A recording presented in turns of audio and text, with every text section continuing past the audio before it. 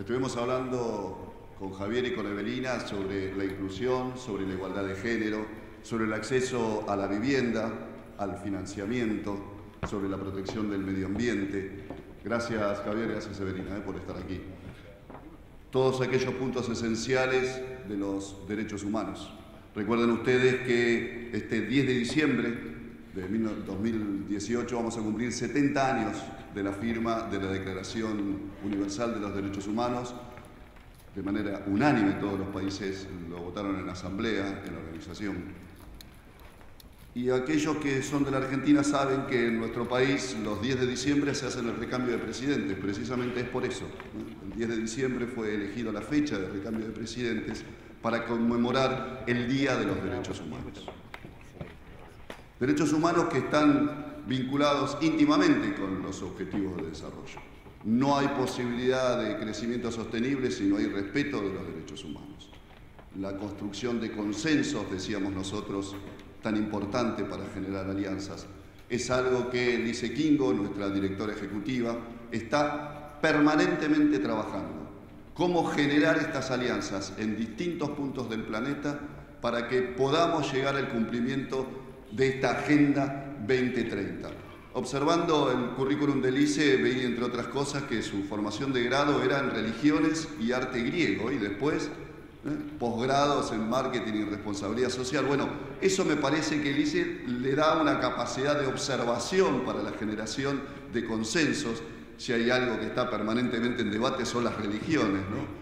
Y además esta observación sobre el arte le permite poder, en detalle, poder ver qué es lo que está ocurriendo frente a nosotros mismos y poder reconocer al otro, algo tan importante también. Así que Lise, para esta nueva mesa sobre derechos humanos, la vamos a convocar a ella aquí al escenario y vamos a pedir también que se sume Daniel Pelle, del Centro Vincular de la Universidad Católica de Valparaíso, Chile, y presidente del Grupo de Trabajo de Empresas y Derechos Humanos de las Naciones Unidas, a Roel Nieuwenkamp, miembro de la Junta Directiva del Global Reporting Initiative, a Paula Gaviria Betancourt, consejera presidencial para los Derechos Humanos de Colombia, a Néstor Abatidaga, CEO del corporativo del Grupo Sancor Seguros, aquí en Argentina, Mauricio Bezzeccheri, que es doctor cum laude en Ingeniería Química y actual Country Manager del Grupo Enel en Argentina, a María Elena Sáenz Ibarra, vicepresidenta ejecutiva de Personas y Sostenibilidad del Grupo CAP, el principal grupo minero metalúrgico de la costa del Pacífico,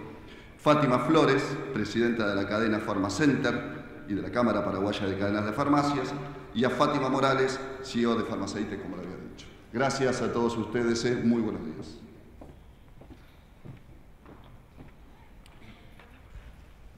Perdón, Pelle, que le puse Dante. Sí.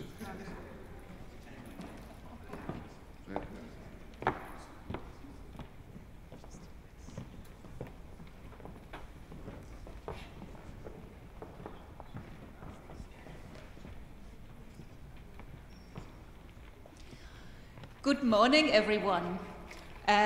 What a powerful start to the meeting today, to hear from both the financial industry and also from sports on how these two important industries both contribute to responsible business, to addressing the SDGs in a very innovative and powerful way. So now we start a very, very interesting concept and topic, which is our CEO Roundtable panel on human rights. I want to start by framing a little bit why this is such a crucial and important event that we have this morning. First of all, as we already discussed yesterday, one of the biggest gaps in achieving the Sustainable Development Goals is the inequality in the world. For women, for young people, in the supply chain, for children, and in many other areas.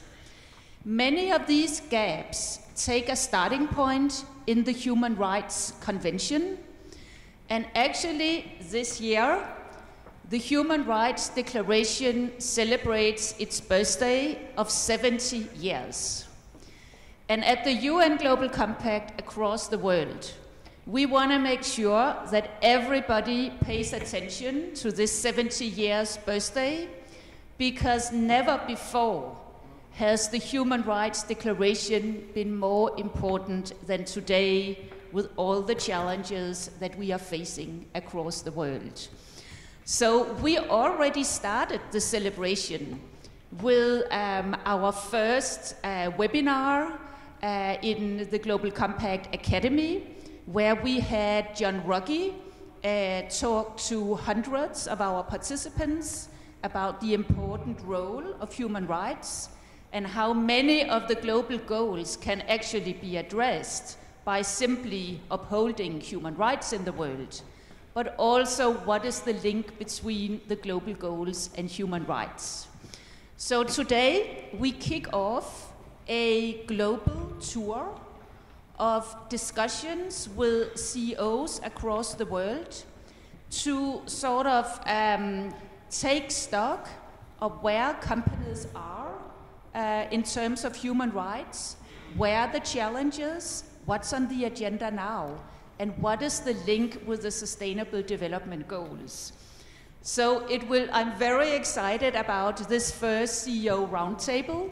We will have several more roundtables on human rights across the world, and they will all culminate in New York during the UN General Assembly week, where on the 24th of September, we will have a global CEO roundtable on inequality and human rights, where we will draw on all the observations that we have made in these regional roundtables.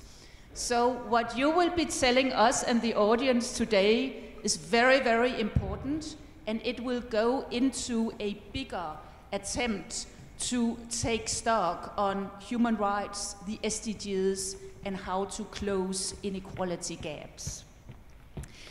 So we are off to a very interesting start, and I would like to start by introducing the panel to you. I think we are very fortunate today that we have 4 business people, 4 CEOs with us. And if I start with Maria Elena Sanz, Executive Vice President, HR and Sustainability at Grupo CAP from Chile. It's great to have you with us today. We have Fatima Morales, CEO of Pharma Center in Paraguay. We have Mauricio Braccieri, CEO of Enel here in Argentina. And finally, we have Néstor Abetxegarra, General Director of Grupo Suncor Seguros from Argentina. And what you might have already noticed is that we have 4 very interesting industries represented. So we have the insurance, we have energy, we have pharmaceuticals, and then we have mining, infrastructure, and so on. So we will have perspectives from 4 very different industries, and we will learn how they each see the challenges for their companies on human rights today. But before we hear from our 4 business representatives, we have also invited 3 amazing world-known experts to frame the discussion for us today. And let me start by presenting Dante Pesce, sitting next to me, a member of the working group on the issue of HR and transnational corporations, who will enlighten us on the link between human rights and the Sustainable Development Goals. Then, next to Dante, we have Paula Gaviria, who is the Presidential Advisor for Human Rights for the government of Colombia, that will talk about the very important national action plans on the human rights and SDGs that countries are supposed to do. And finally, Roel Nieuwenkamp in the middle, heading the Working Party on Responsible Business Conduct for the OECD, and a very frequent speaker on this topic also across the world. So let's get started. Like in all the other sessions, we have allocated a certain amount of minutes for each of the speakers, so I just kindly ask you to try to stick within the time. We have the counter up here, and then I think I would like to start by asking you to help us frame the human rights issue today. And I'll hand over. Muy bien, muchas gracias Lise, gracias a los organizadores de este evento, un placer colaborar. Yo trabajo para una universidad en Chile que es miembro de Pacto Global en Chile también. Y largo amigo de esta institución y obviamente de ustedes en Argentina, que hay muchos presentes, y la red del Pacto Global Argentina con la que por muchos años nos une amistad y trabajo colaborativo.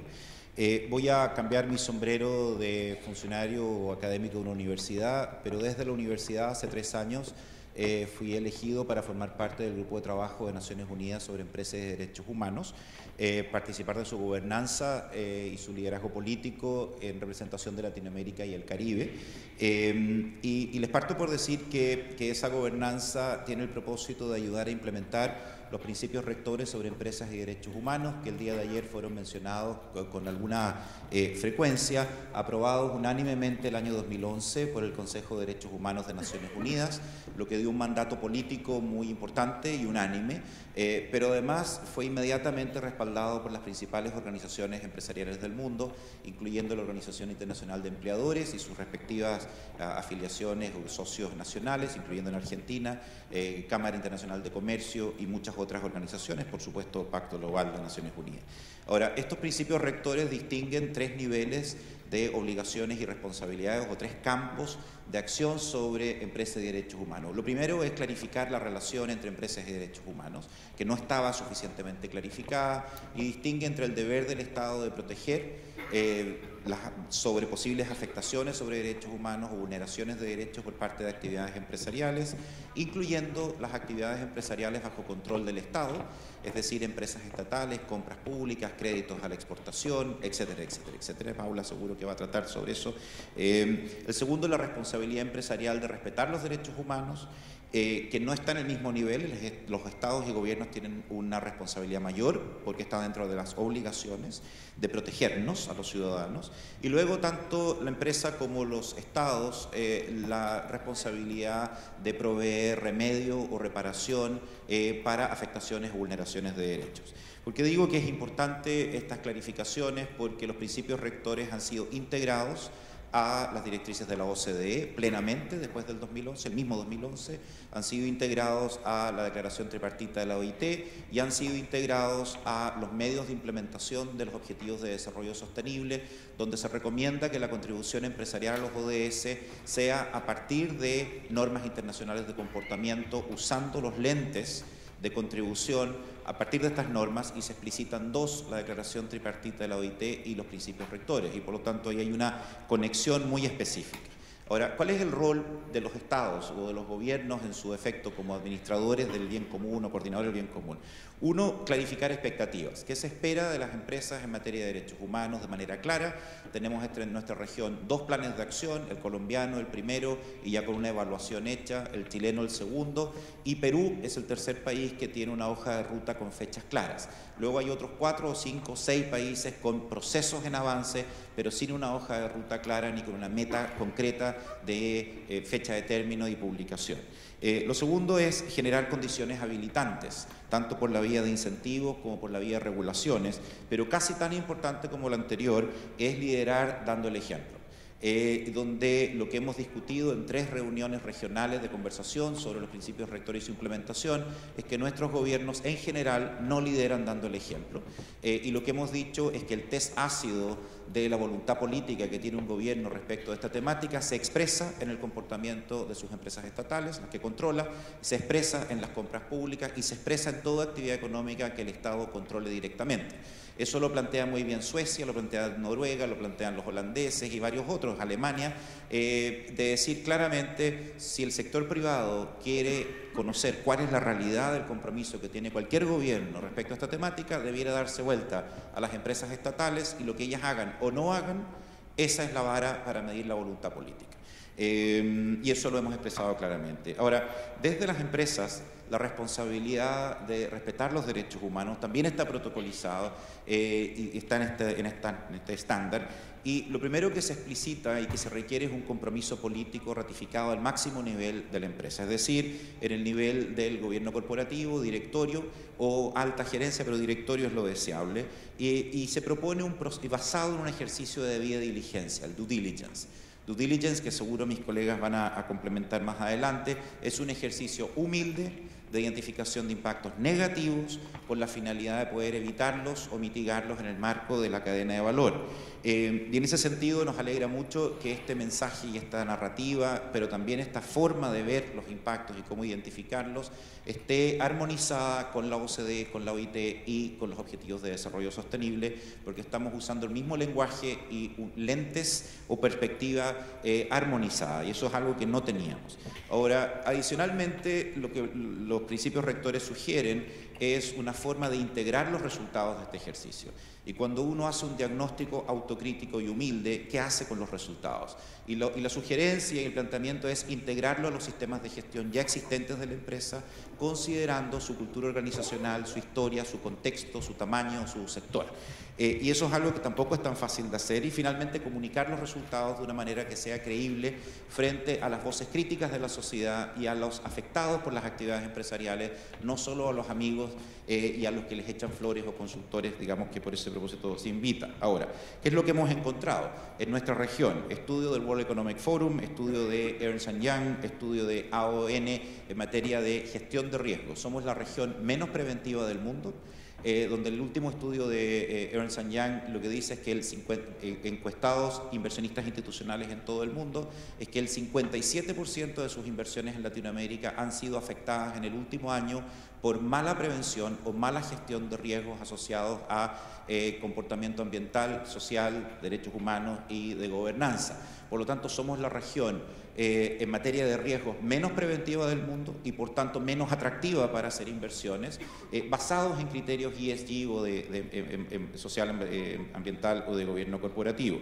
Y ahí por lo tanto tenemos un tremendo desafío. ¿Qué es lo que nosotros le hemos planteado? Si después en otra ronda tengo más espacio para intervenir.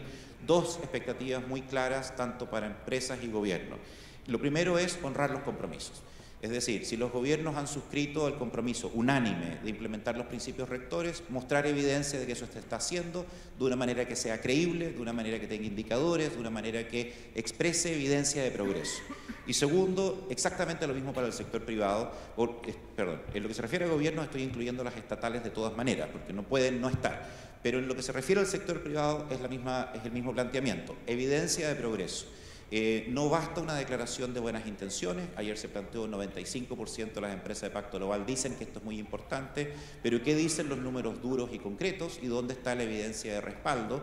Y tengo resultados conmigo en el estudio regional sobre empresas latinoamericanas evaluadas en bolsa, donde de 195 empresas latinoamericanas evaluadas en la última evaluación de Dow Jones Sustainability Index, solo 4 de 195 declara que derechos humanos es una prioridad para ser gestionado y por lo tanto solo 4 de 195 pasa de alguna manera verificable del discurso a una realidad que uno pueda trazar y que uno pueda traducir en información que le llega al mundo de los inversionistas. Por lo tanto, hasta ahí llego. Muchas gracias, Alicia.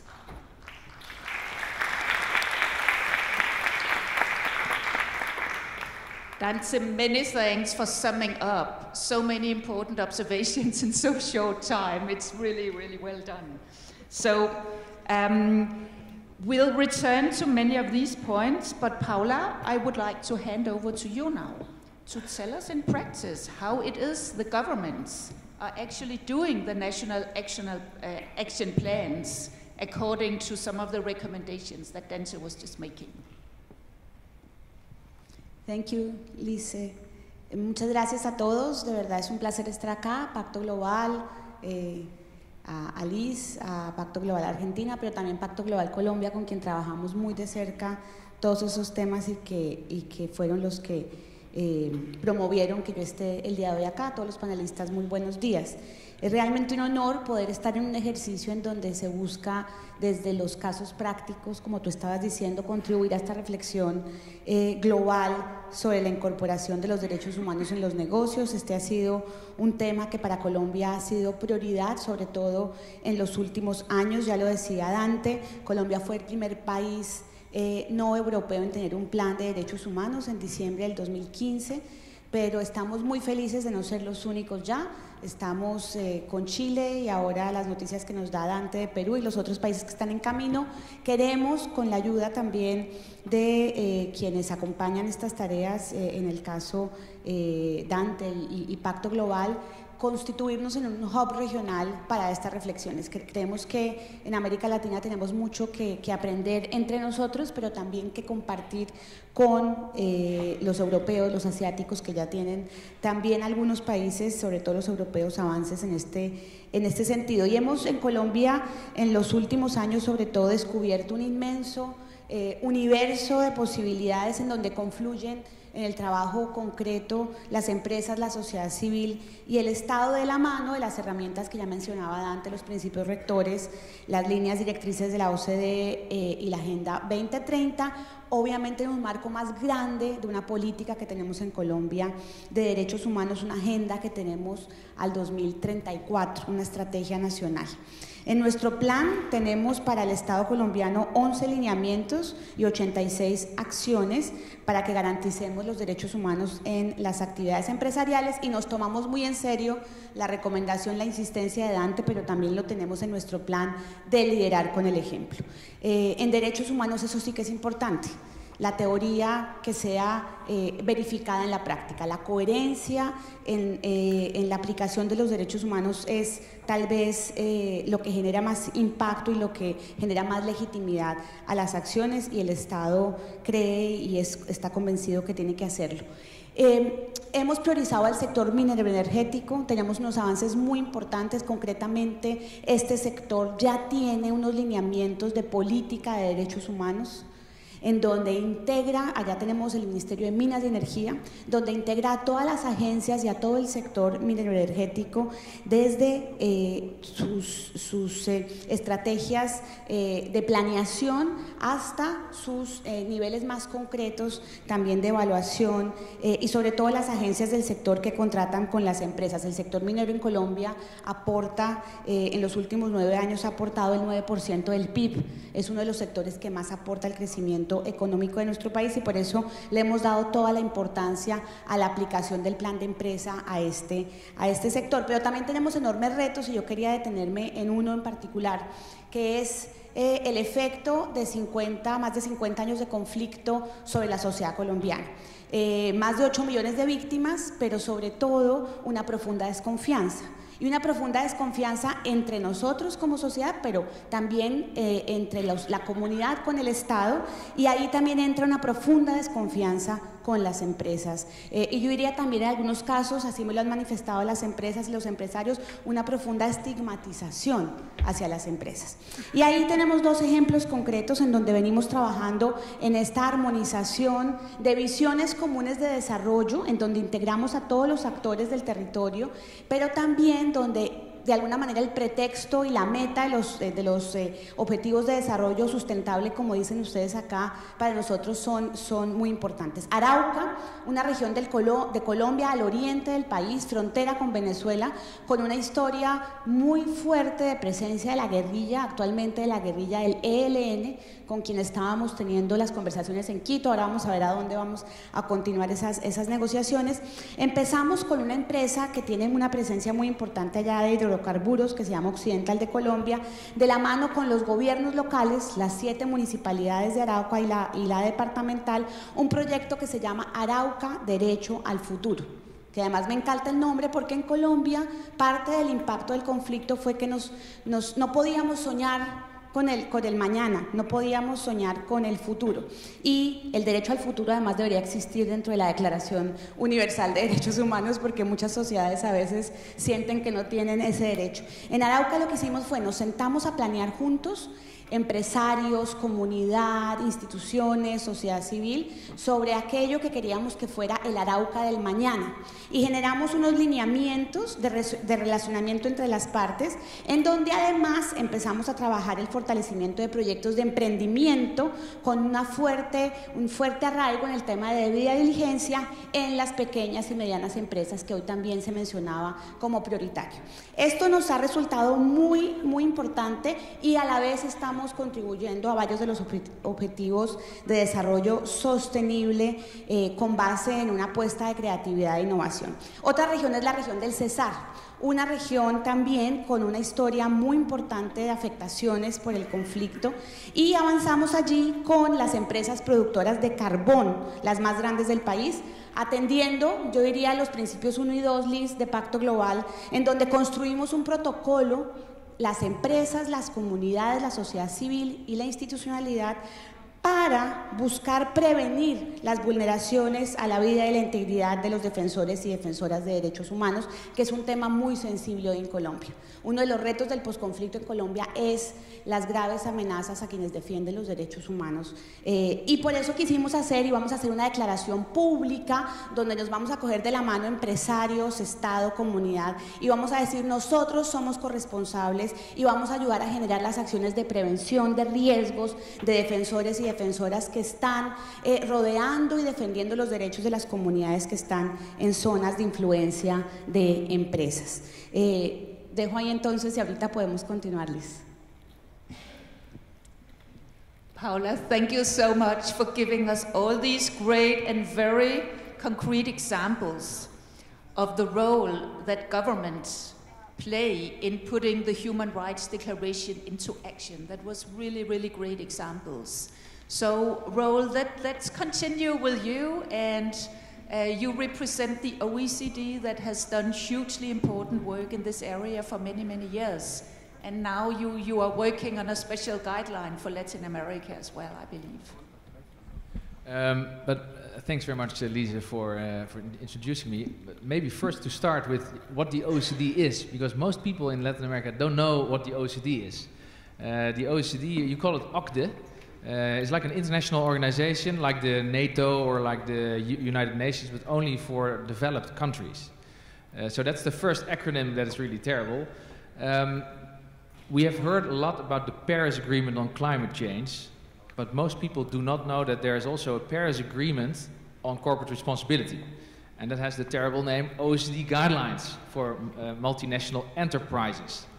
And it has the same status as a treaty. And it's binding for governments in the OECD and also the ones that adhere to this. And then the question is, what is binding about this treaty? Basically what is binding is for the governments that are adhering to my committee, they have to set up a responsible business authority. And as you start understanding, again, we give this responsible business authority a terrible name. It's called a national contact point.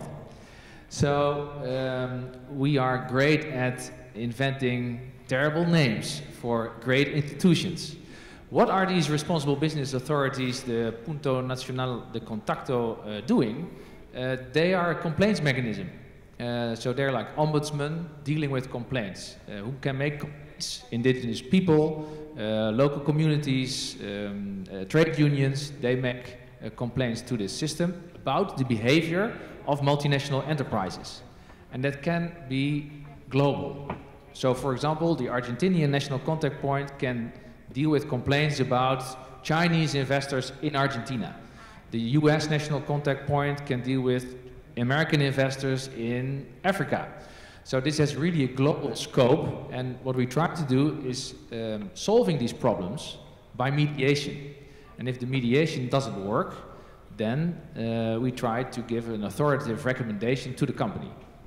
Well, the good news is that we get around 50% of the cases into a mediated result.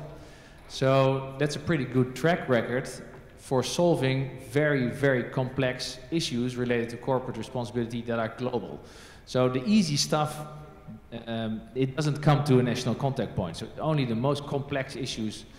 Just to give you an example, we had a complaint from trade unions around the world against FIFA, the soccer organization, for organizing the soccer championship in Qatar related to all kinds of forced labor and bad labor conditions. And we managed to solve that in the Swiss national contact point. We've also solved issues related to oil companies trying to drill for oil in most treasured gorilla parks in Africa, in UNESCO World Heritage Sites. We were able to solve those kind of issues too. But also in Latin America, we've solved issues related to the mining sector, etc. So how is this important for human rights? Well, about 50% of our complaints are human rights complaints. And it can be about mining companies displacing indigenous people in Latin America. It can be about companies in the garment sector buying garment from factories in India with forced labor or child labor. All those kind of cases come to the NCPs, and they are all human rights complaints. And well, why do we have all these complaints? It's because we have embedded the UN guiding principles into the OECD guidelines. So they are one and the same thing when it comes to human rights in business. So if you look at this from a global perspective, both the UN Global Compact and the UN guiding principles and the OECD guidelines are very much complementary to each other and giving the same message to business. Basically, summarizing it, do your due diligence. Don't do any harm, try to do good. And well, of course, there's much more to say about this. But I think the relevance for Latin America is the following. More and more governments are trying to get into the OECD. For example, Argentina aspires to become a member of the OECD. So Argentina is already a member of my committee, but when Argentina wants to become a member of the OECD, the Responsible Business Authority has to go through an examination and they have to beef up their work.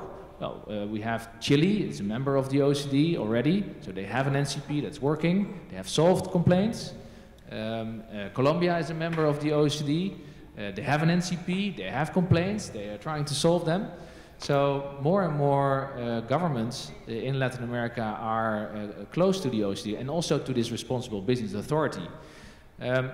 I've been trying to put a lot of effort on solving complaints, but let me be very clear. The most important is trying to prevent them. And to prevent them, we help business by giving guidance on how to do your due diligence. So we've done that in the garment sector. That's very relevant for the garment issues all over the world. We have guidance for due diligence in the mining sector, for conflict minerals. We have due diligence guidance for institutional investors.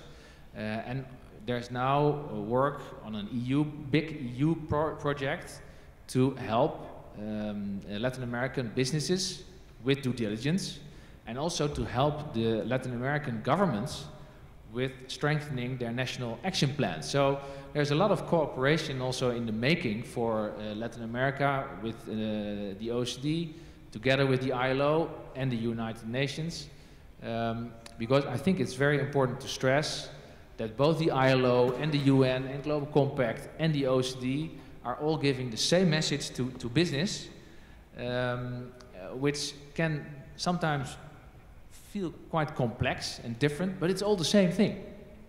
And why is this also relevant for a CEO roundtable? And what we found in our complaints solving is that the role of the CEO can be crucial. Sometimes, for a long time, there's a complaint and there's a problem brewing in a company and it cannot be solved. But only sometimes when a CEO starts pushing, for example, I gave the example of this gorilla park, only when the CEO started pushing, the problem got solved. So the role of CEOs is extremely important, as well as leading by example and embedding corporate responsibility in corporate DNA and in its value chain. Paul, thank you.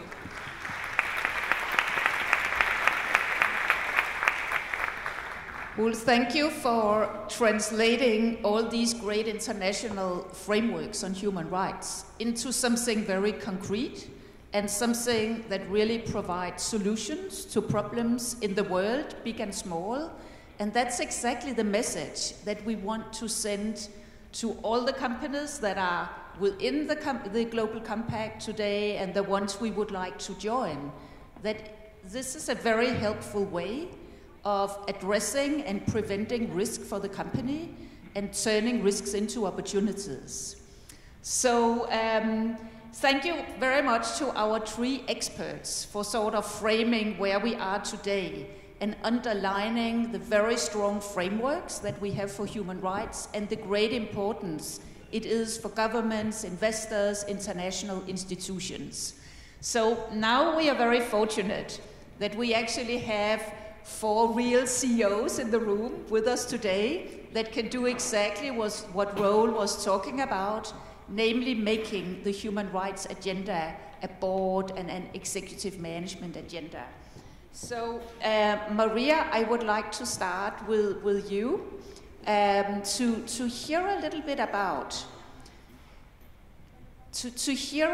about, you know, of course, why is human rights important to your organization? You just had an extremely prestigious recognition earlier this year, so you are really a front runner in this area.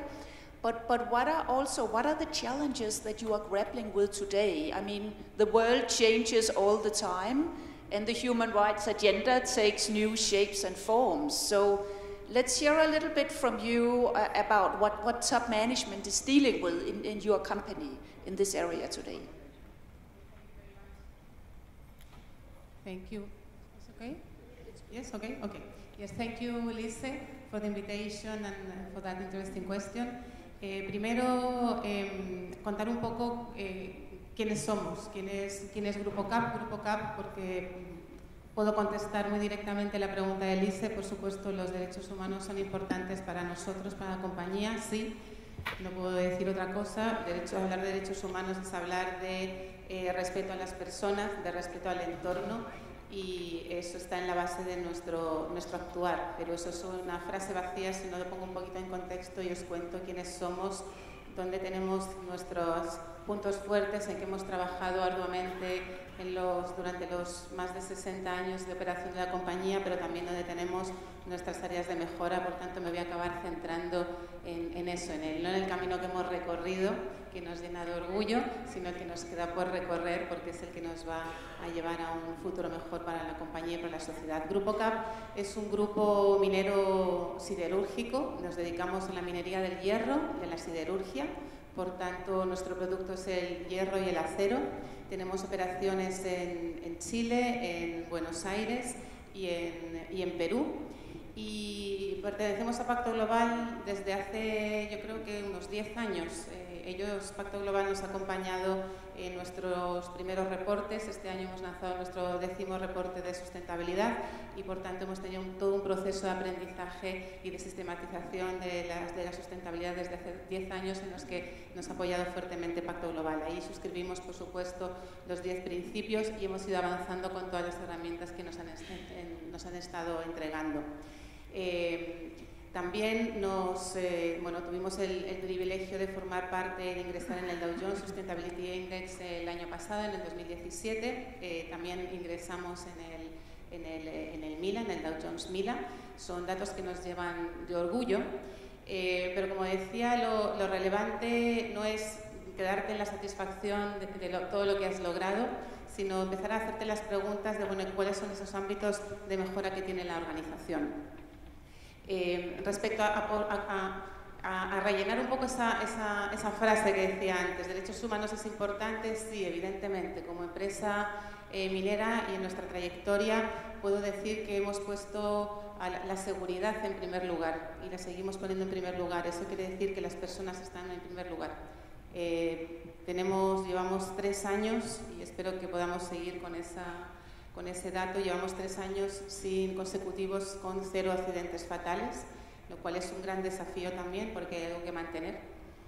Y otro aspecto importante también tiene que ver con el apoyo, el tiempo y la inversión que hace el grupo respecto al diálogo social y a la libertad sindical. Creo que esos son como dos hitos importantes, relevantes cuando hablamos de derechos humanos y empresa. Tenemos un porcentaje muy alto de sindicalización, 80% de nuestros empleados están sindicalizados, en algunas empresas del grupo llega al 10%, al 100%, y también llevamos 20 años sin ninguna huelga, situación que espero que siga también por muchos años.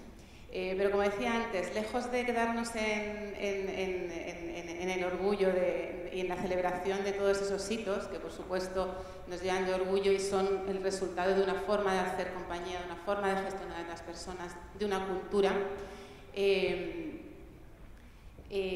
Hace 2 años, yo creo que esto es algo reciente, empezamos a preguntarnos, bueno, pero realmente lo estamos haciendo tan bien. Estamos recibiendo muchos premios, ok, está bien. Hay cosas que ya sabemos que no estamos haciendo tan bien, de hecho, pues el Dow Jones es una excelente herramienta para ver dónde tienes brechas y seguir avanzando. Pero decimos, bueno, ¿qué pasa si preguntamos a nuestros grupos de interés? Al final estamos diciendo que las personas son lo más importante. Cuando hablamos de personas hablamos de empleados, hablamos de nuestras comunidades. Otro dato relevante para nuestro grupo es que el 40%, no, más del 90% de nuestros empleados forman parte de las comunidades en las que vivimos. Eso da relevancia también a este aspecto.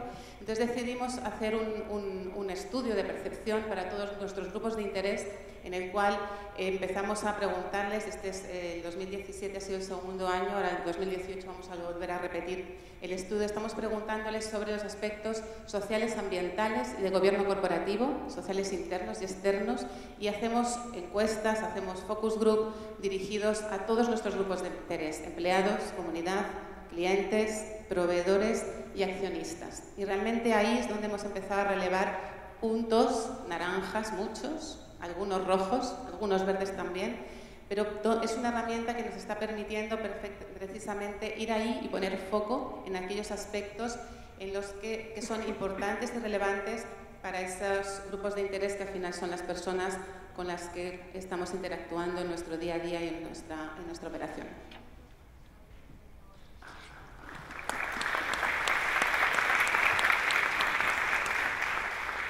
Maria, thank you very much for sharing this initiative about the stakeholder analysis with us. I think it's a great way of getting other people's perspective on their expectations to your company, and a great way to get inspiration for moving on your human rights agenda. So thank you for sharing that. So this was mining and steel. I think let's move on to the pharmaceutical to the pharmaceutical industry now, and Fatima, that's a very different industry. So what are the human rights issues that you are grappling with today, and where do you see the challenges going forward?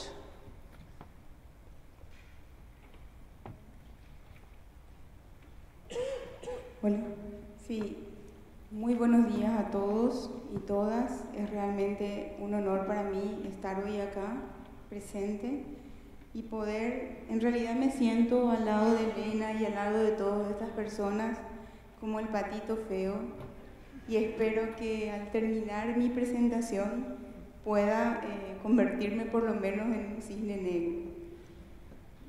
Es un orgullo haberlo escuchado al compañero hablar de cómo se pueden integrar los países de desarrollo, cómo están unidos, cómo se les ayuda. Y yo les digo que yo soy de Paraguay, nosotros somos un país subdesarrollado, lo cual me lleva a mí a contar un poco la historia de la empresa y un poquito la historia de nuestro país. Para ponernos en contexto, voy a decirles que somos 6 millones de habitantes, de los cuales 1 millón de adolescentes y jóvenes se encuentran fuera del sistema educativo y no trabajan. Solo 2 de cada 10 jóvenes tienen acceso a un sistema o a un seguro de salud. Cada día, 2 niñas dan a luz entre la edad de 10 a 14 años. 4 de cada 10 diagnósticos de VIH corresponden a adolescentes y jóvenes comprendidos entre una edad de 10 a 24 años. Entonces, en Paraguay vivimos un acceso insuficiente a la salud, insuficiente a la educación. ¿Por qué decimos insuficiente a la educación? De cada 10 jóvenes, solamente 8 terminan los estudios secundarios o de la media. Entonces, no podemos dejar que el Estado cumpla solo el rol que tiene por delante. Los periodos presidenciales en Paraguay son de 5 años, no son reelegibles, no tenemos muchas políticas de Estado, para no decir casi ninguna. Entonces, es necesario que los actores privados como nosotros y los aliados estratégicos como las sociedades y las asociaciones multilaterales, como son las agencias de las Naciones Unidas, en este caso UNPA, que es el Fondo de Poblaciones con la que Cadena Pharmacenter trabaja, se involucre y trate de ayudar al Estado para poder llegar a desarrollar esos derechos humanos que hay, aportando un grano de arena a esto. Cadena Pharmacenter es una empresa familiar que tiene 35 años, fue vicepresidente y presidente del Pacto Global y tuvo un gran cambio dentro de ella. El eslogan de Cadena Pharmacenter es "Cuidemos lo que importa". Entonces nosotros estamos abocados desde nuestro lugar, donde atendemos a 16.000 personas por día en promedio, de transmitirles una educación en el área de salud reproductiva, bienestar, calidad de vida, educación de la salud, paternidad responsable, embarazos deseados, planificación familiar, y servir como consejeros desde nuestros puntos de vista. De esas 16.000 personas días que atendemos a 2.500 jóvenes. 2.500 son jóvenes, porque ese es el bono demográfico paraguayo. No podemos ser somos una empresa líder, pero no podemos ser una empresa exitosa en una sociedad fracasada. Es muy compleja esta situación, porque este tema que Cadena Pharmacenter aborda en Paraguay es considerado un tema tabú. Pero tenemos la ventaja de que el 60% de los jóvenes acuden al farmacéutico antes que a los médicos a través de una consulta sobre lo que viene a ser todo lo relacionado con la sexualidad o la reproducción sexual o la anticoncepción. Entonces, nosotros decimos en Cadena Pharmacenter, ¿qué son derechos humanos? Tienen que ver con las personas, con la dignidad de las personas. ¿Y por qué iniciamos este trabajo? Y cortito les cuento un caso que tuvimos en nuestro mostrador que tomamos conocimiento fue: llega una persona adulta acompañado de un adolescente, el adolescente, y le dice: puedes hacer tus compras. El adolescente hace sus compras, el adulto se acerca al mostrador y pide un preservativo. Y el adolescente le dice: no compres eso porque todavía me duele. Cuando eso fue comentado en nuestra reunión de administradores, tenemos 90 sucursales, 90 administradores, el plano gerencial quedó mudo, la plana gerencial quedó muda, el directorio quedó mudo. Entonces yo, en mi condición de presidente de la cadena ICIO, decidí, como el pacto nos manda, ponernos a la acción, llevar a la acción cosas que explicaremos más adelante.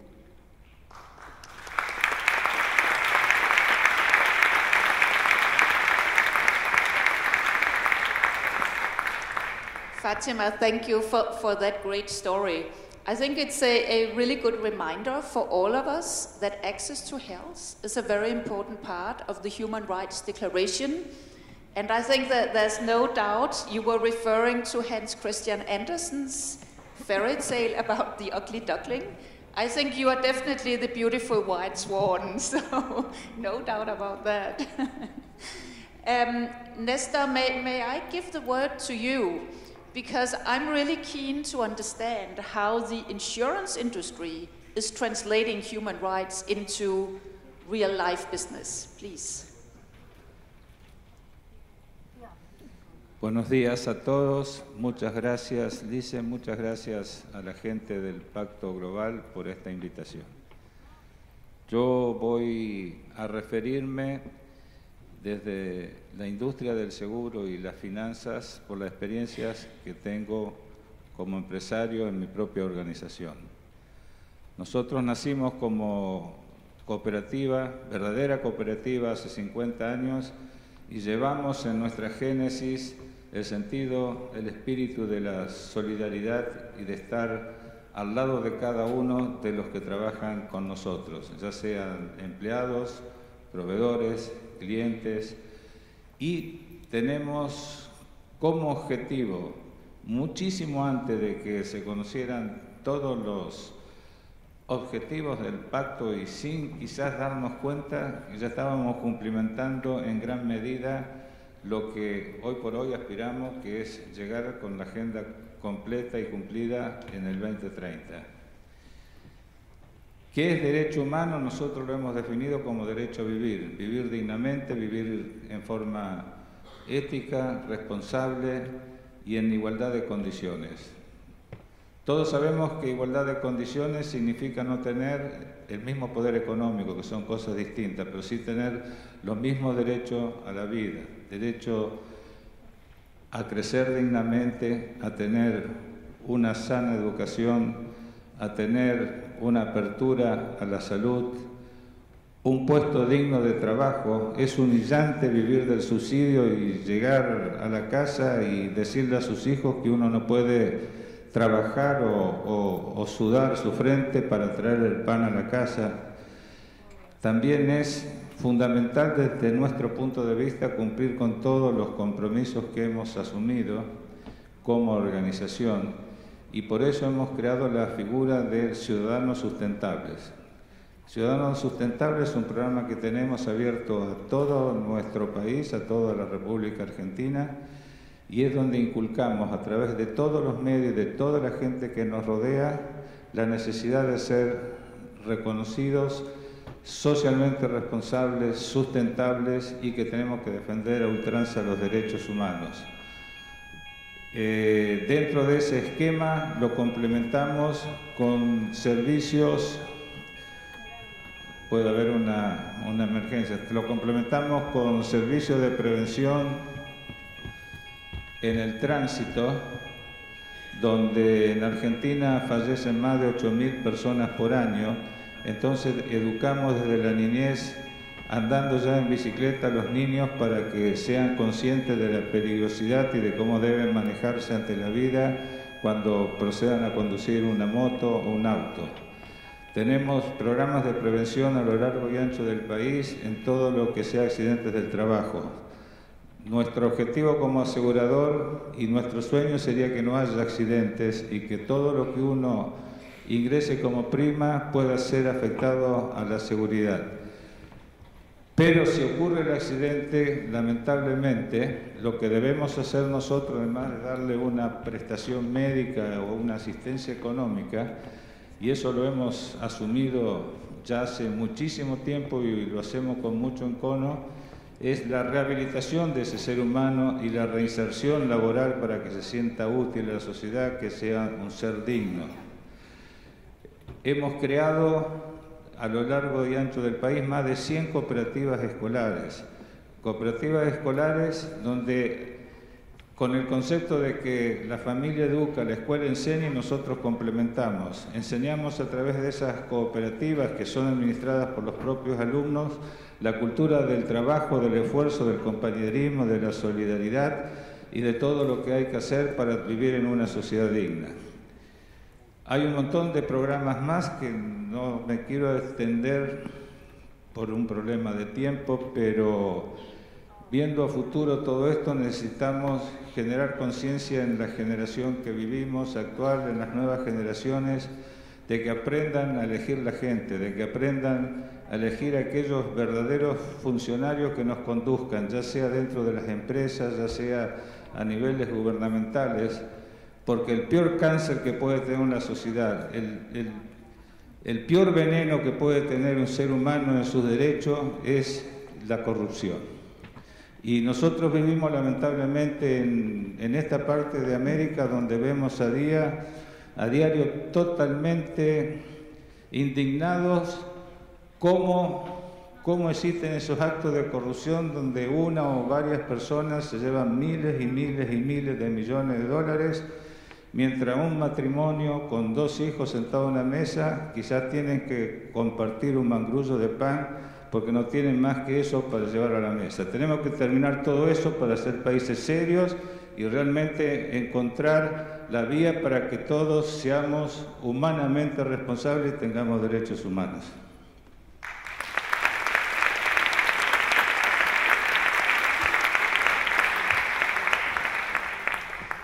Nesta, many thanks for your remarks and for staying cool during the alarm. I think that we are fine and there's no problem. Good, very good. So, I mean, what a set of great examples of what human rights mean when you are financial and insurance business. I mean, of course it's about the society, of course it's about the next generation, and I think great examples that we can all learn from. So, Mauricio, I want to move on to you, our final CEO panelist on the board today. I mean, Enel, your company, is in the business of transforming energy supplies across the world. So what's your thinking on challenges on human rights for your company? If you don't mind, I will go Spanish. Primero, compartir unas sensaciones con respecto a los derechos humanos de una persona que trabaja en una empresa como Enel. Los derechos humanos, como sabéis, no tiene dentro del Pacto Global un goal, un SDG específico sobre derechos humanos, pero los derechos humanos pasan y atraviesan todos los que son los SDGs. Y esto, aprendiendo de esto y aprendiendo de nuestra experiencia, como decía Lise, de transformación del paradigma del sector eléctrico,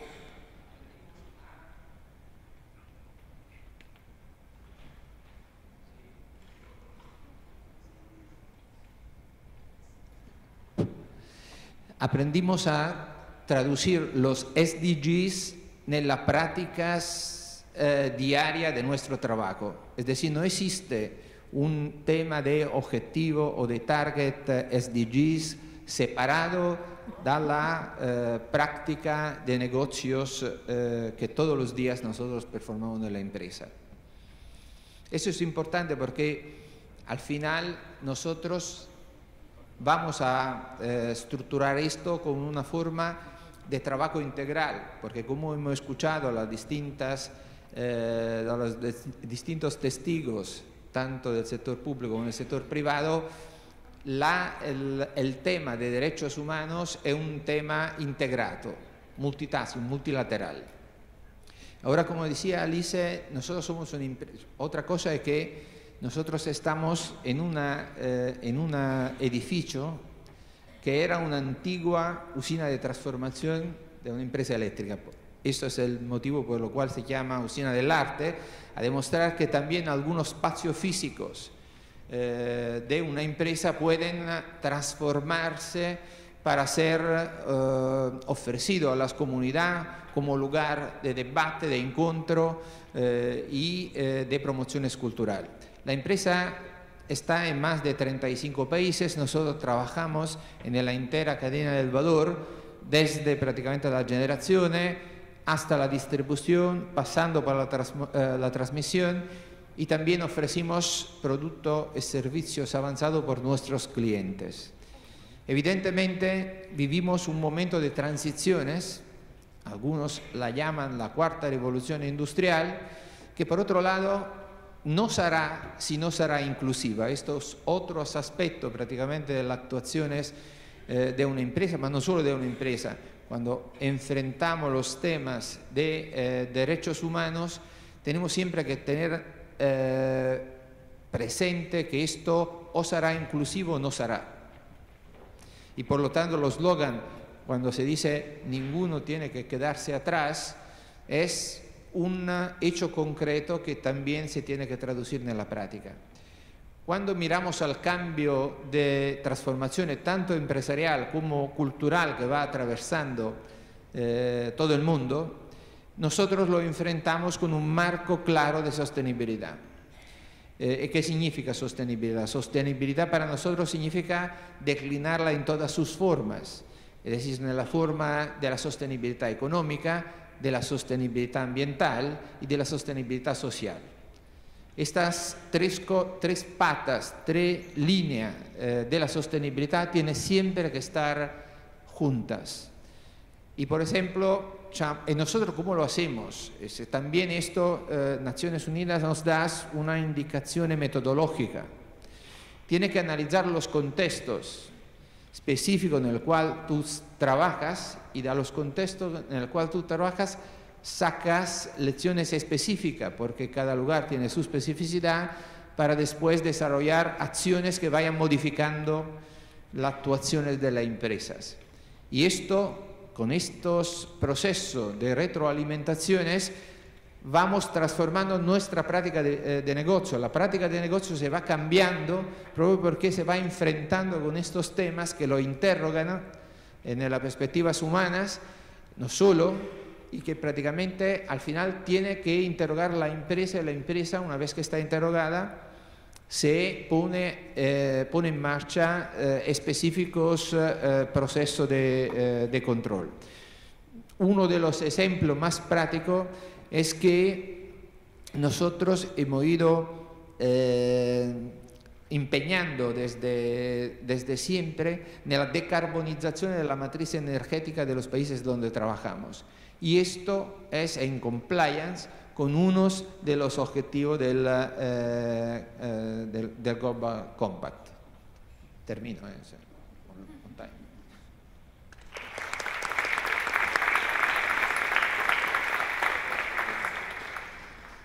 Mauritius, thank you very much for just stating so clearly that human rights cuts across all the SDGs. I think you made that sound very nice and simple, and this is just the way to go. One of the discussion points that I wanted to have with you in our little roundtable today is the link between human rights, the Sustainable Development Goals, and also the other 10 principles. But I think you put it in such a simple way that not only human rights, but also anti-corruption and labor and environment are simply cutting through all the Sustainable Development Goals. And there's a very natural link between the two. So, I mean, thank you for doing that. And maybe we should not make it overly complicated, but simply state that, of course, universal principles coming out of the UN must cut across the Sustainable Development Goals that have just been adopted across the UN. So great remarks, and thank you so much. We don't have so much time left, but there's one theme I'm really keen to explore with you, which Dante raised in his introductory remarks. And that's the whole issue around how we communicate and make the human rights agenda sort of comprehensible for the investor community. Because after all, the financial community is very powerful, not only towards the companies, but also to governments and to all the intergovernmental organizations. And I think we all have come across this number that we need $5 to $7 trillion every year from now on to 2030 to make the goals a reality. So I'm keen to get some good ideas on, what is your experience in communicating your human rights approach to the investment community? I mean, we have all read Larry Fink's very nice annual letter. He's the CEO of BlackRock. And it was such a relief to hear a financial CEO say, I know my organization is here in the world to improve society and not only to optimize our own financial bottom line.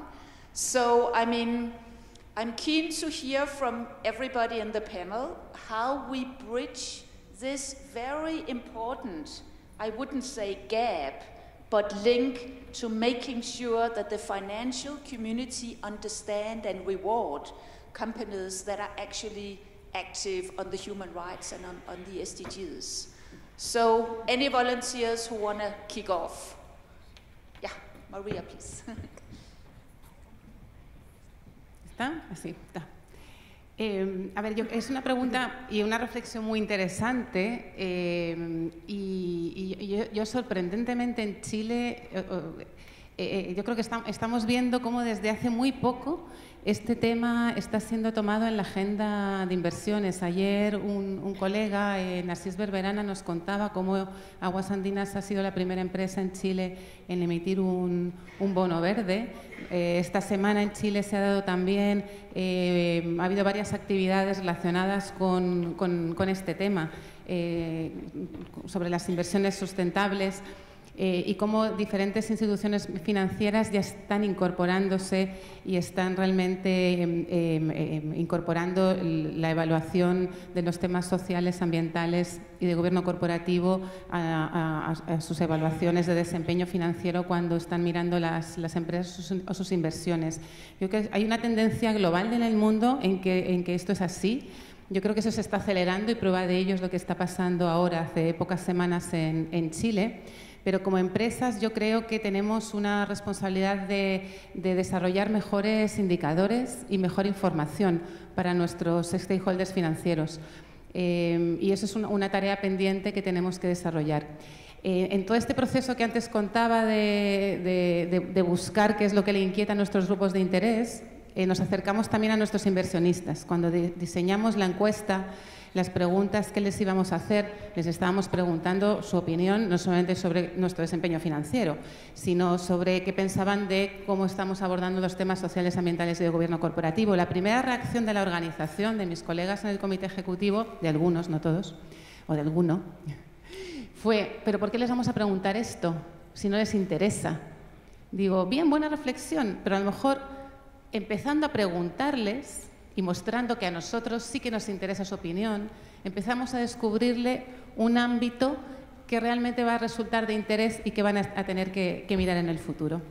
Yo estoy convencida que no dentro de mucho tiempo, posiblemente en 5 años más, o no sé, a lo mejor es muy rápido, pero en 5 o 10 años vamos a estar viendo cómo va a ser difícil acceder a bonos, a créditos, a financiación, si realmente nuestras empresas no están haciendo bien las cosas. Y eso yo no creo que vaya a pasar pues que creo que va a pasar en poco tiempo más. Mauricio, please.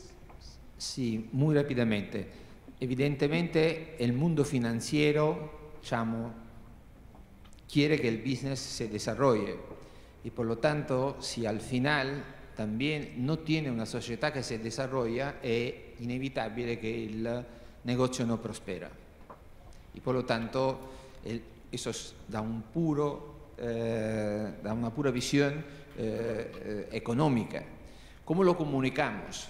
Nosotros tenemos un específico report de sustentabilidad que juntamos a nuestros balances, por eso es una sorta de balance de sustentabilidad, en el cual le comunicamos exactamente qué hacemos para que el negocio sea sustentable en las 3 componentes que había dicho antes. Por tanto, tiene una herramienta formal que tiene números también, evidentemente, porque nosotros decimos que nosotros somos una data-driven organization. Significa que nosotros tomamos decisiones sobre la base de datos. Y aquí otra vez vuelve una de las metodologías que también antes habían mencionado, que es el tema de la due diligence. En el tema de la due diligence, propio porque tienes este approach multilaterales, involucras todos, involucras instituciones académicas, instituciones financieras, todos los stakeholders que están alrededor de una empresa. Y la forma de hacer un análisis conjunta es la forma más eficaz de comunicar y de enganchar el mismo entrevistado en la real problemática, porque él la experimenta al principio. Y mencionamos al final la sostenibilidad de los negocios pasa a través de un análisis de riesgos que normalmente se segmenta en riesgos aceptables, que tienen que ser medidos, que son de alta prioridad, que son de alto riesgo, y todo esto lo mostramos a las comunidades financieras. Recuerdo que cuando nosotros empezamos a contar a la comunidad financiera que nosotros íbamos desarrollando renovables con una tecnología, con multi-technology approach y multi-country approach, ellos no lo entendían. Cuando después han visto que evidentemente la competitividad y los márgenes de la misma empresa crecían, porque crecía la aceptabilidad de esta forma de energía en el territorio, por lo tanto no tenía retraso en la ejecución de las obras, ellos empezaron a apoyar mucho a nosotros, hasta que estamos hablando de los Green Bond, que se están transformando en una de las formas más eficaces para promover este tipo de proyectos. Por lo tanto, la forma, yo creo, más adecuada para comunicar e involucrar en el análisis de los problemas y, obviamente, comunicar la solución de los problemas que encontramos. Mauricio, thank you. And I think it's no coincidence that you are so well versed in this area, because Enel is actually the patron of the action platform that we are running at a global level, at the Global Compact, on innovative financing for the SDGs. So this is really a hot topic these days. So Fatima, I want to hear from you, and then I want to hand over to Dante, please. Hola. Sí, yo creo que menospreciamos un poco el conocimiento de las entidades financieras y sobre todo las entidades también multilaterales como el Banco Interamericano de Desarrollo, el USAID. En la banca internacional que opera en Paraguay tiene conocimiento, o algunos son parte del Pacto Global, o por lo menos tienen conocimiento de los principios, de los pilares de Naciones Unidas. Cuando Cadena Pharmacenter presenta un brochure para pedir un crédito, ¿qué es lo que pensamos al hacer ese brochure? En Paraguay tenemos una entidad binacional que todos la conocen, es Itaipú, es una represa generadora de energía limpia, energía eléctrica.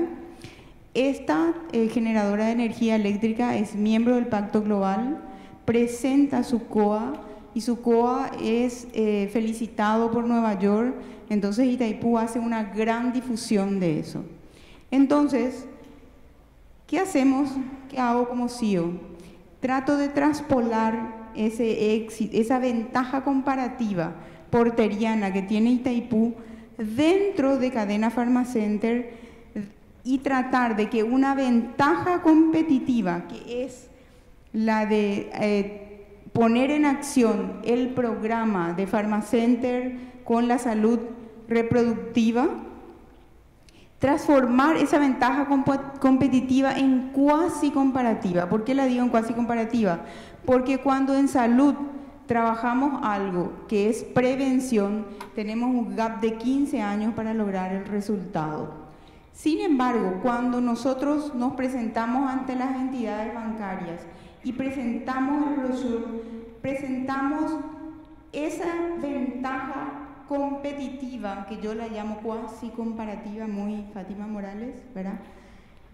Y convenzo a mi banquero de que esa ventaja competitiva, que yo estoy elaborando programas en los que me pongo en contacto directo con mi consumidor todos los días, 900.000 veces al año tengo ocasión de estar en contacto con jóvenes y adolescentes y transmitir mi programa, por ejemplo, de reproducción sexual, que la hago conjuntamente con el UNFA, el Ministerio de Salud Pública y Bienestar Social y la Sociedad de Ginecología.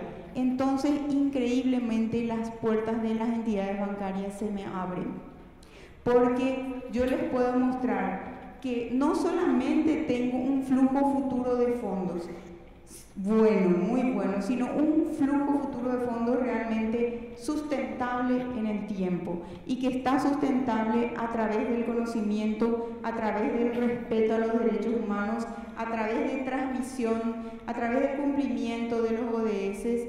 Entonces eso hace que nosotros seamos una empresa respetada, porque nos diferenciamos de los demás justamente por tener en cuenta los derechos humanos.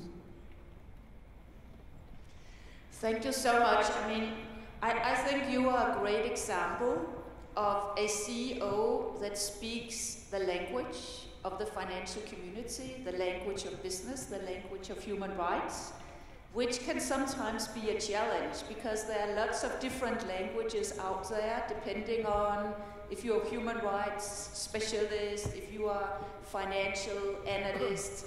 But I think that's the advantage of top management, that you manage all these different languages and can articulate the business in a holistic way. So thank you very much for this example. So Dante, over to you. I'll give you the mic. Muchas gracias, Lice. Quería hacerme cargo de la pregunta que estabas haciendo, pero quisiera dar un paso atrás hacia el rol del Estado también, porque en el tema de la identificación de riesgos o el ejercicio de debida diligencia, no solo es necesario que una empresa conozca cuáles son sus impactos y que demuestre compromiso en gestionarlos preventivamente, y voy a dar evidencia de cuáles son las preguntas y cuál es el enfoque de los inversionistas institucionales, pero una de las cosas que surge de las 3 consultas regionales de la implementación de los principios rectores de empresas de derechos humanos en Latinoamérica, de los cuales ha participado Paula y Bull, aquí, es que no hay una línea base compartida. Es decir, en ese formato participa Estado, empresas estatales, privadas, sociedad civil, sindical, comunidades indígenas. ¿Y qué es lo que concordamos todos? Es que tenemos una gran debilidad para tener diálogo social, tenemos una gran debilidad para compartir una línea base de diagnóstico y por lo tanto no tenemos una visión compartida del futuro. Si no tenemos un diagnóstico compartido, no tenemos un futuro compartido. Y eso impone una gran debilidad para enfrentar desafíos societales o desafíos que tengan carácter sistémico, porque la única forma de enfrentar las causas raíces de nuestros problemas, por ejemplo, de inequidad, es que trabajemos unidos a partir de un diagnóstico compartido, un due diligence sectorial o un due diligence país. Y una de las cosas que la sociedad civil, pero también empresarial, dice es que los gobiernos todavía no han incorporado o no han hecho propio el objetivo 17 de los principios rectores. Una nueva agenda de desarrollo sostenible sobre la base de la co-creación de soluciones a partir de un diagnóstico compartido. Lo que nos han dicho en esa consulta, y la tenemos documentada, es que los gobiernos tienden a notificar al resto de los actores de la sociedad sobre una agenda que ya está definida y donde no hay un punto de partida compartido y obviamente solo se invita a adherir a un futuro, y cada vez que hay cambio de gobierno ese futuro se redibuja y se rediseña, y eso hace casi imposible tener una perspectiva más larga para resolver problemas de manera más profunda y permanente. Luego cuando entramos a la empresa, ya lo había dicho antes, los estudios que incorporan a Latinoamérica nos presentan como la región menos preventiva del mundo, donde por lo tanto tenemos ejercicios de debida diligencia o de identificación de impactos negativos con una lógica preventiva más débil, y eso repercute en la calificación de riesgo de empresas y países y sectores, pero también implica que es la información que están recibiendo los inversionistas. Ahora, menos mal, y hay algo que está sucediendo muy bueno, es que el mercado de los inversionistas institucionales ha incorporado crecientemente las dimensiones ambientales, sociales y de buen gobierno corporativo, han incorporado, por ejemplo, los principios rectores sobre empresas y derechos humanos a cuestionarios para todo tipo de empresa y también con enfoque sectorial.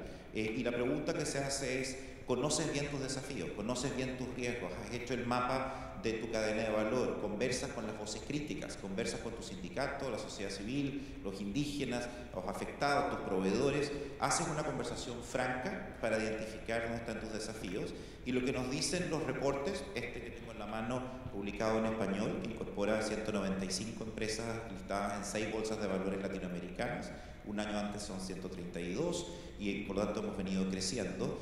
Lo que dice el informe es que solo el 25% de las empresas latinoamericanas evaluadas, todas listadas en bolsa, logra describir alguna conexión entre la gestión de sostenibilidad y su enfoque preventivo y el gobierno corporativo, donde no hay los directorios no son para nada diversos, pero que además son bastante ignorantes, no por maldad, sino por desconocimiento de cómo leer sus desafíos con lentes preventivos en materia de derechos humanos, pero uno puede decir, llevarlo a anticorrupción, integridad, medio ambiente. Hay una debilidad ahí. Pero luego, de estos 195 empresas, solo el 58% tiene una matriz de materialidad escrita, que es trazable y que está validada por su gobierno corporativo de alguna forma.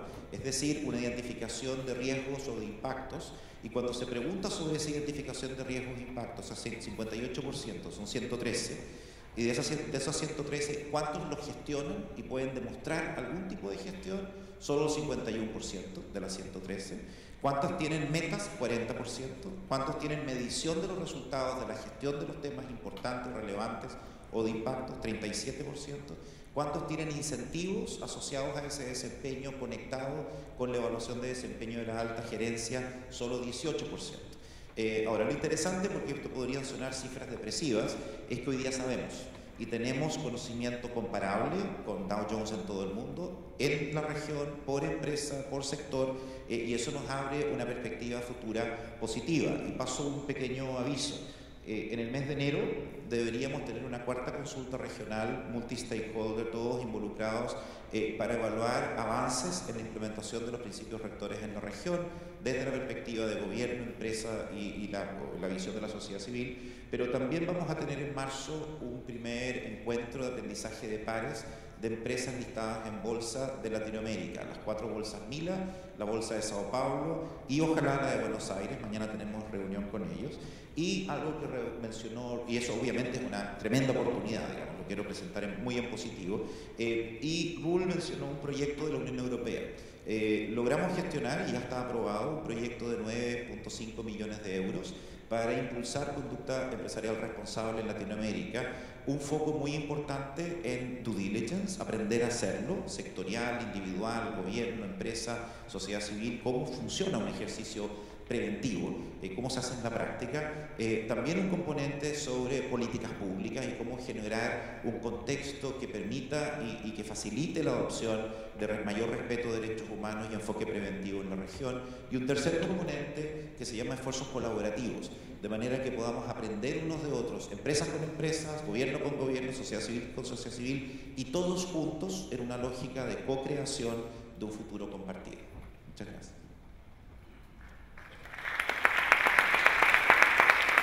Thank you so much for providing us with this very important overview of what's going on. I think it really puts everything into perspective. So we are getting close to the end of the panel now, but I just want to make sure that we hear our 3 final panelists.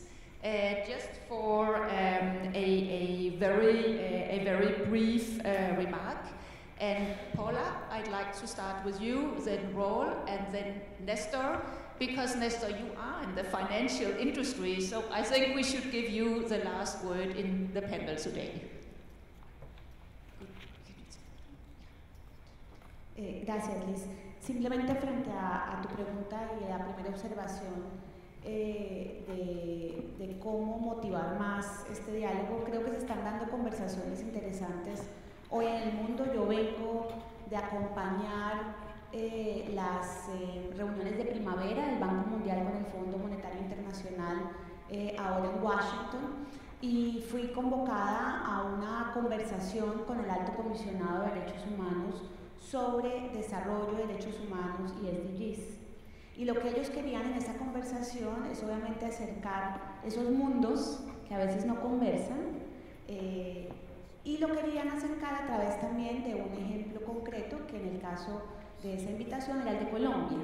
Entonces creo que esas conversaciones se están dando a ese nivel y eso es muy importante seguirlo acompañando y fomentando, pero también creo que se tienen que dar con base en evidencias y creo que el ejercicio de hoy lo demuestra.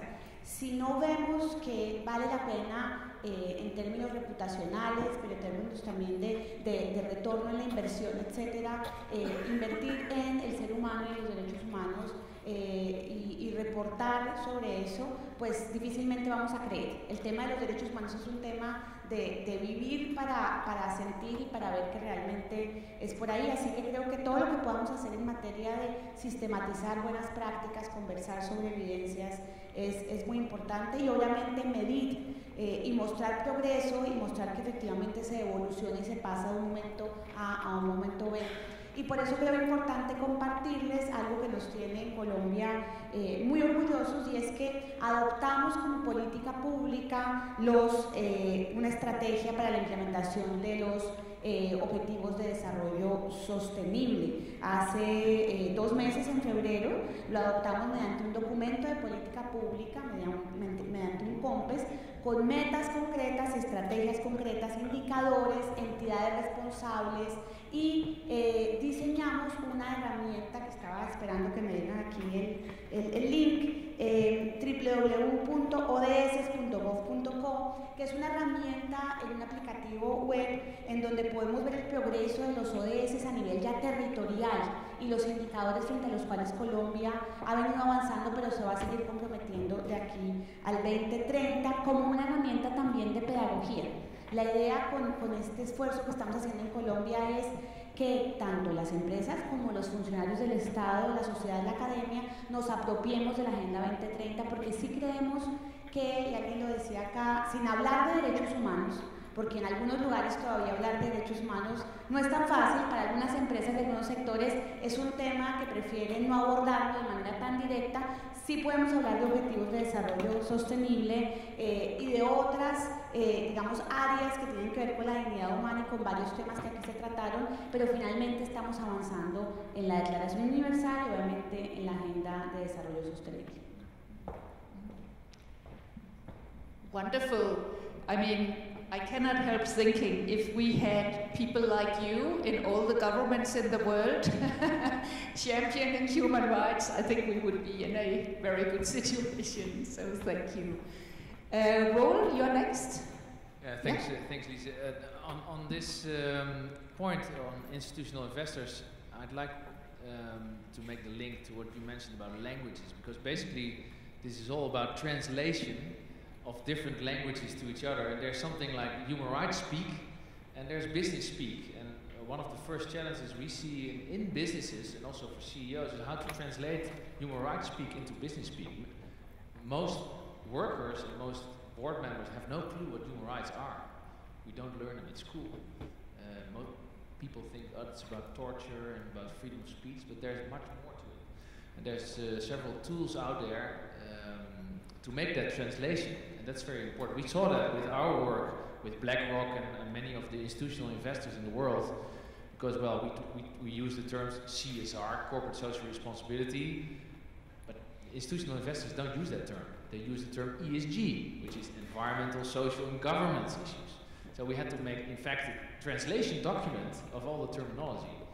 And we did that because, and that's, I think, very important for this is because also institutional investors have their own responsibilities to do due diligence.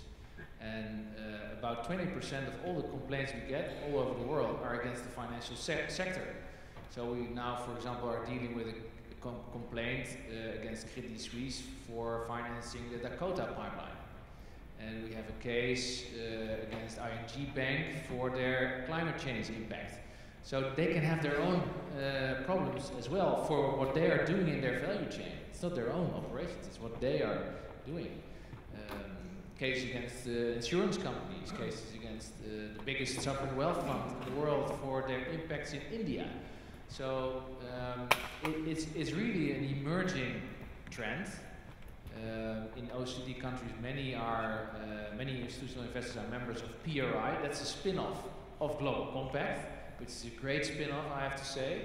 I think it's hard to count, but I think they now have about 80 trillion of investments, of assets under investment, and they want to be active owners. So they push the CEOs, they push the companies, they talk to the investor relations offices, and maybe that's not yet very common in Latin America, but it's coming. It's coming here, and it's only an emerging trend, and it will be mainstream in a couple of decades. Absolutely, Roland, and thank you for bringing up PRI, our sister initiative, that I think are doing a lot to make this translation. But I think it's really nice to hear the positiveness and the good stories in this panel. And there's no doubt that it's a very positive trend. If we have reached the tipping point or not in terms of making our human rights case to the investors, I'm not quite sure. So Nesta, I want to turn to you and ask you, I mean, is there a communications issue, and what can we do to make the human rights case more of a business case for companies?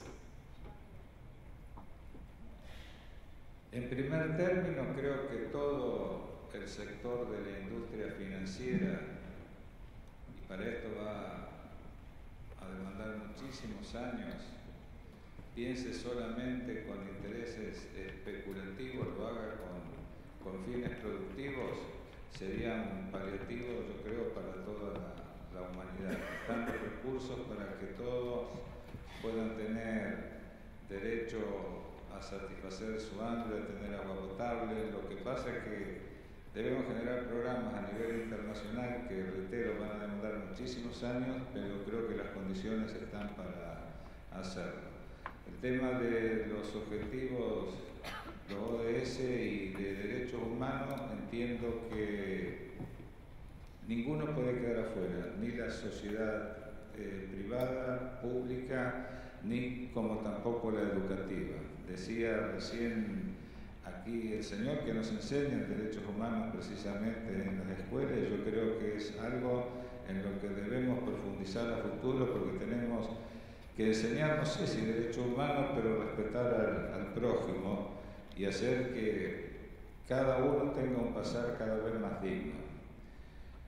Nosotros, dentro de nuestra organización y con el apoyo total de toda la gobernanza, hemos resuelto en estos últimos 2 años afectar más del 60% de nuestros presupuestos de marketing, de publicidad, en no querer imponer nuestra marca, en no decir nuestro producto es el mejor o compren nuestro producto, sino lo hemos orientado a la sustentabilidad y precisamente a ir posicionando los ODS. Por ejemplo, y a título de ejemplo, ponemos una publicidad donde un señor está muy contento porque compró un auto ecológico eléctrico y después va a 180 kilómetros en la ruta haciendo cruces indebidos. Entonces, ¿de qué sirve, no es cierto, tener el auto ecológico si después no tiene una conducta en su manejo?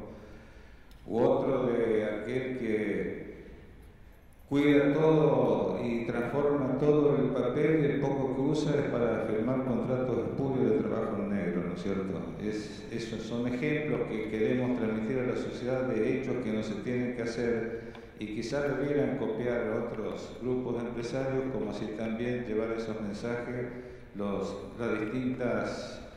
distintos estados, ¿no? Tenemos que ir generando conciencia que hay un mundo mejor si todos somos mejores, si todos somos más iguales, porque si no se respeta el derecho del que yo tengo al lado, evidentemente no podemos ser felices y eso va a ser un boomerang, se va a volver contra mí a futuro. Una sociedad más digna exige que trabajemos para el cumplimiento de los ODS para el 2030, no importa los esfuerzos, los recursos que haga falta, y yo creo que vamos a poder vivir una sociedad, los que puedan llegar al 2030, más amigable, más justa y mucho más digna de ser vivida.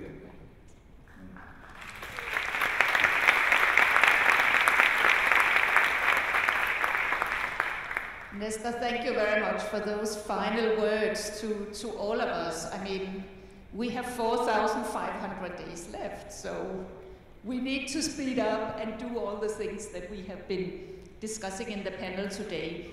Let me just wrap up our first Human Rights Roundtable. Even though we were not actually around the table, I think it worked out really well.